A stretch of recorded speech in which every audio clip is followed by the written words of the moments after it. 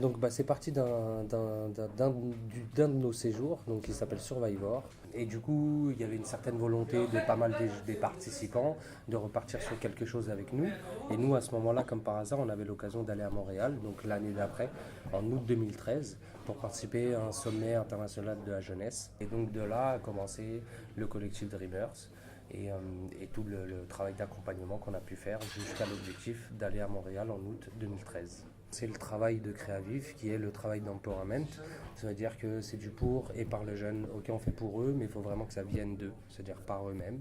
Et donc, du coup, durant un an, ils ont mené des actions d'autofinancement, ils ont écrit des projets sur papier, ils ont rempli des appels à projets, rempli des appels d'offres de fondation.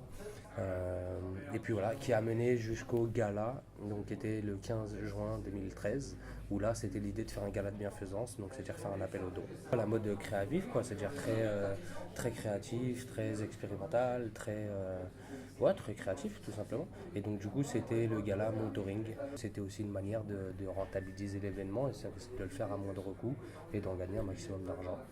Et l'idée de Créavis, c'est vraiment qu'il s'approprie et qu'il soit vraiment acteur. Et donc je crois vraiment que c'était le cas.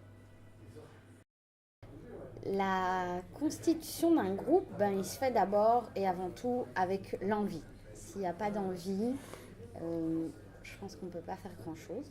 Une fois qu'il y a l'envie, là, on peut faire plein de choses. Et ce qu'on dit, c'est que Créaviv, c'est du ici et maintenant.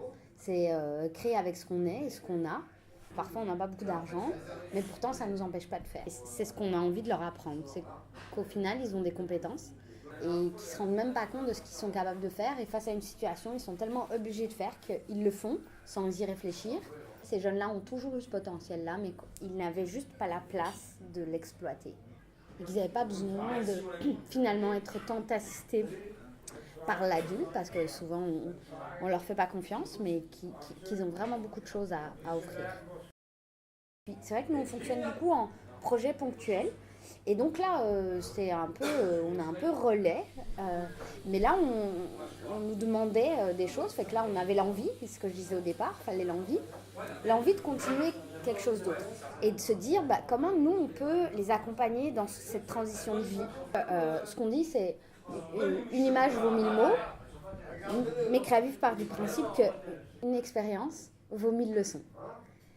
Alors nous, ce qu'on fait, c'est qu'on essaye de leur faire vivre le plus d'expériences possible. Nous, on n'est pas là pour les garder justement, puis prolonger des projets. Comme je disais, on fonctionne beaucoup en projet ponctuel.